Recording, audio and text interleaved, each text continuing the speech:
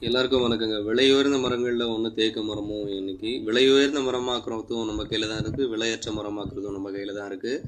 தேக்கு மரங்கள செங்குத்தா வளர்க்கணும். இன்னொன்னு பக்க கிளைகள் இல்லாம வளர்க்கணும். இப்படி வளர்த்தோம்னா தான் நமக்கு இதுல சரியான லாபம் கிடைக்கும்.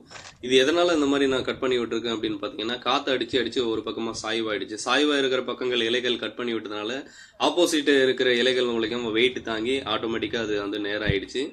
அதுக்கப்புறம் பக்க கிளைகளை எப்படி பராமரிக்கலாம் அப்படின்னா, இந்த மாதிரி சின்னதா இருக்க சொல்லி குருத்துல சின்ன சின்னதா அந்த பக்க கிளைகள் துளுத்து வரும். இலைக்கு அந்த கணுவுக்கு மேல. அத நம்ம பொடுசுலயே கிள்ளி போட்டுட்டோம் அப்படின்னா, நம்ம பெருசான அப்புறம் கத்தி எடுத்து வெட்டணும்னு தேவையே கிடையாது. ரொம்ப சூப்பரா சின்னதுலயே நம்ம கிள்ளி எறிஞ்சிட்டோம் அப்படின்னா, நம்மளோட உழைப்பும் மீதியாகும்.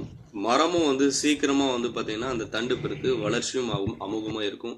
இந்த 2டே விஷயத்த நீங்க ஃபாலோ பண்ணீங்கனாலே போதும். தேக்கு மரத்த ஒரு நல்ல லாபகரமான முறையில வளர்த்து நீங்க விக்கலாம்.